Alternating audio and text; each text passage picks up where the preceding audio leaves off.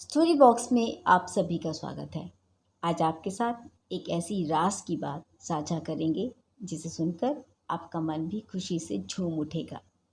एक गांव में सजल नाम का एक युवक रहता था। सजल के गांव में एक महात्मा जी भी रहते थे। गांव के सभी लोग उनको बहुत ही सम्मान देते और अपनी हर समस्या का हल खोजने उन्हीं के पास जाया करते और फिर महात्मा जी के सुझावों से संतुष्ट होकर खुशी खुशी अपने घर आ जाते। गांव के सभी लोग महात्मा जी से बहुत प्रसन्न थे, परंतु सजल उनसे बिल्कुल भी प्रभावित नहीं था। वह अकेले ही अपनी समस्याओं से लड़ता और जब कोई हल न निकलता तो कभी भगवान, कभी अपने परिवार को, तो कभी स्वयं के भाग्य को कोसता हुआ अपने मन को महसूस कर रह जाता। वहीं दूसरी ओर उसे अपने गांव के लोग शांत, सुखी और मस्त दिखाई देते, जैसे उन सबको खुश रहने का वरदान मिला हो। सजल ये सोचकर और भी परेशान रहने लगा कि ऐसा कैसे हो सकता है। मैं अपने गांव के लोगों को अच्छे से जानता हूँ। हर घर में कोई ना कोई परेशानी तो लगी हुई है। फिर क्या वजह है कि किसी के चेहरे पर उसे परेशानी या उदासी के भाव नजर नहीं आते। सजल ने जब गांव वालों के खुश रहने का कारण की जांच पड़ताल की तो पूछताछ करने पर उसे पता चला कि कोई भी समस्या आने पर उसके निवारण के लिए गांव वाले महात्मा जी के पास जाया करते हैं और वहां उन्हें उस समस्या का समाधान भी मिल जाता है। फिर क्या था। सजल भी बहुत ही हैरान परेशान सा उन महात्मा के पास अपनी जिज्ञासा लेकर पहुंच गया। उसने महात्मा से कहा कि मैं एक प्रश्न पूछना चाहता हूँ। तो महात्मा जी ने कहा, अवश्य ही पूछो, क्या प्रश्न है। तब सजल ने कहना शुरू किया, मैं हमेशा से ही अपने आप को परेशानियों से घिरा हुआ पाता हूँ। कभी धंधा मंदा पड़ जाता है, तो कभी परिवार में कोई बीमार पड़ जाता है, कभी बच्चों की नालायकी देखकर उनके भविष्य की चिंता मेरा खून सुखा देती है। इसी तरह दुख, परेशानी और चिंता मुझे घेरे रहती है और अब मैं इस जीवन से थक गया हूँ। कृपया अब आप ही मुझे बताएं कि आखिर इन परिस्थितियों में भी कैसे खुश रहा जा सकता है। सजल की पूरी बात सुनने के बाद महात्मा जी ने शांत स्वर में कहा कि इसका जवाब पाने के लिए तुम्हें मेरे साथ साथ थोड़ी दूर तक चलना होगा। चलने के लिए हामी भरते हुए सजल महात्मा जी के पीछे पीछे चलने लगता है। कुछ दूरी तय करने पर रास्ते में एक बड़ा सा पत्थर दिखाई देता है। तभी महात्मा जी वहां रुकने का इशारा करके सजल से कहते हैं कि इस पत्थर को उठा लो और मेरे पीछे पीछे चले आओ।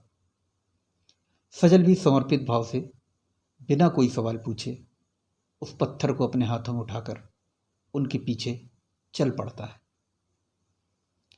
कुछ समय बाद सजल के हाथों में दर्द होना शुरू हो जाता है।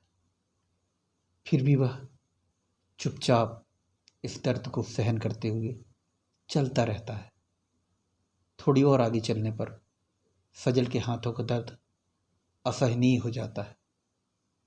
तो वह महात्मा जी से कहता है कि मुझे इस पत्थर को उठाने में बहुत तकलीफ हो रही है और अब मैं थक चुका हूँ। महात्मा जी उसकी पीड़ा को भांपते हुए कहते हैं, अच्छा तो अब इस पत्थर को नीचे रख दो। पत्थर को नीचे रखते ही सजल की जान में जान आ जाती है। तब महात्मा जी मुस्कुराते हुए कहते हैं कि सजल, क्या तुम्हें अपने परेशानियों से मुक्त होने का रहस्य समझ आया। मूक दर्शक बने हुए सजल को तो कुछ भी न समझ पड़ा।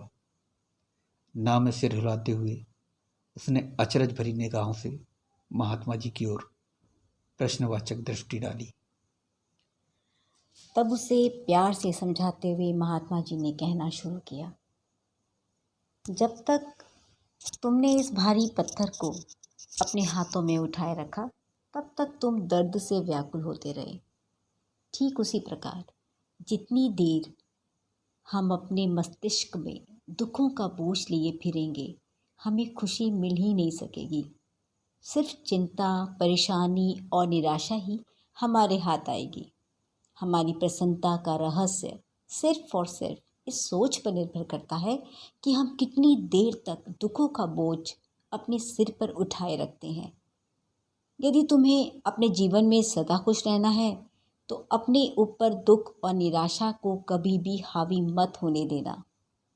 हमारी चिंताएं, परेशानी व निराशा भी इस भारी पत्थर की तरह ही है, जिनका बोझ हम जितनी देर तक उठाए रखेंगे उतना ही दुख, तकलीफ भी महसूस करते रहेंगे।